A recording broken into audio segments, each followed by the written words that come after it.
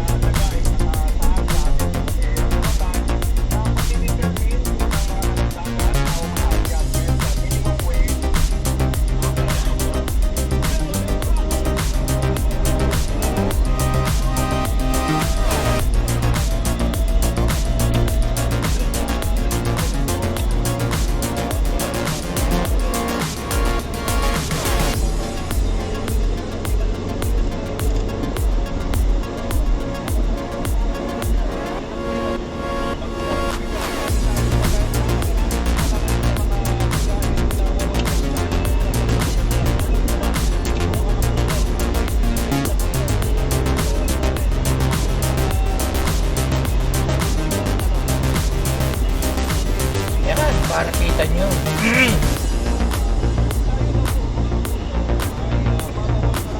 Latada na. Grabe. Galing. Latada na. Malapit. Malapit.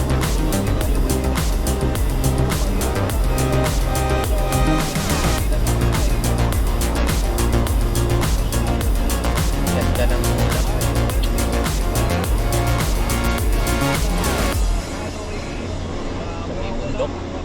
Galing.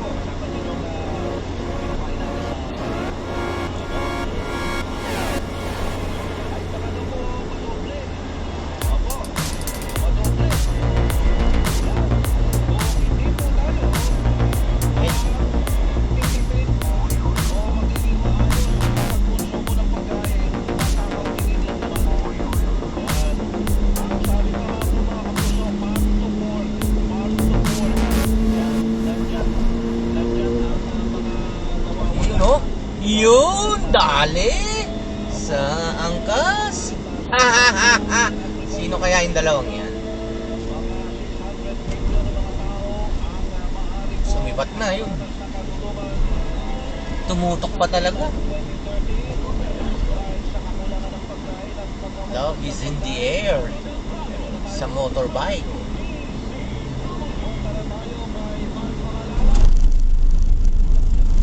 Winner.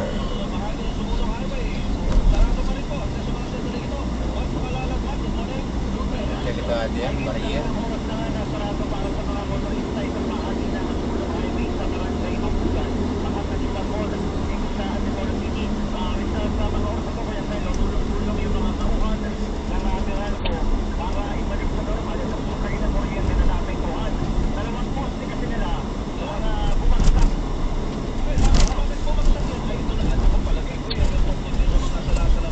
Kumain. Fruits lang tayo. Fruits. Merong isang sasakyan ng Manila Water ang bumangga dun sa kanilang poste ng kuryente kanina 3:53 ng madaling araw. Ayan, nakapanayam natin yung rescuer ng barangay Mabugan. Siya yung unang remasyon dito kanina sa aksidente. At ang pinabanggit na saan accident itong nangyari at ang kwento sa kanya ng driver doon na residente ng Taytay. Papunta sana ng Mabugan at Ipolo itong driver ng Quinola at saka Creighton bangos naman. Ang sarap. Gusto ko po boneless. Yun, bahig ka ng binchito. Bahig ka ng lahat.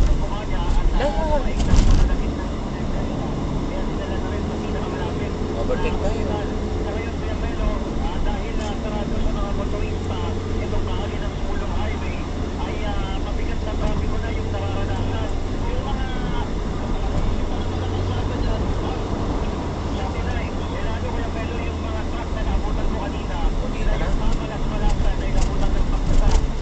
Delicates, delicates. Nandito pa rin yung mga pila ng nakasada yung madaling araw ay tatawid. Papunta ng wala na. Wala buti na rin pa dyan. Yun na nga, wala may dito ang haba ng pila daw sa aking harapan. Dito sa aking likuran. Alam mo, ang natatangi na lang na pinapayagan muna yung mga motosiklo. Kasi ang ginagawa, pinaiikot na lang sila dito sa isang subdivision. Sinuksan yung gate ng isang subdivision dito sa Mabugan para makadali pang mga motosiklo. Hindi ko na makalipat. Ng mall. Yun nga lang, medyo mahaba yung routing na gagawin. Kaya pinapayuhan yung mga motorista na papunta sana ng sulong. Sa Marcos Highway na lamang din sila dumaan. Pupunta ng Mabugan. At wala sinabi naman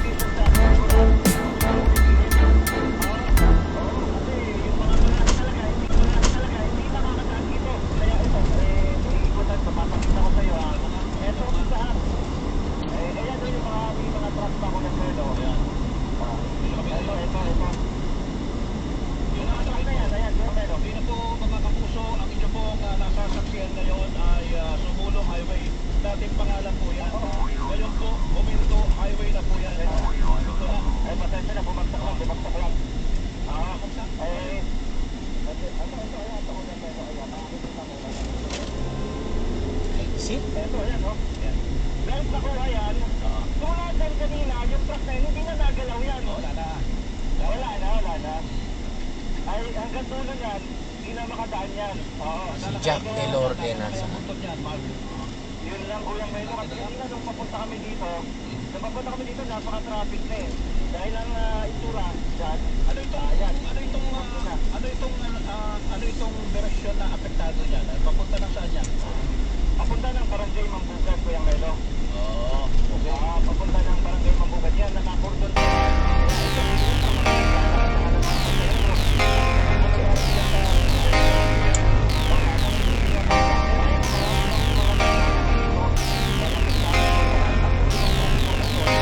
I cannot make that.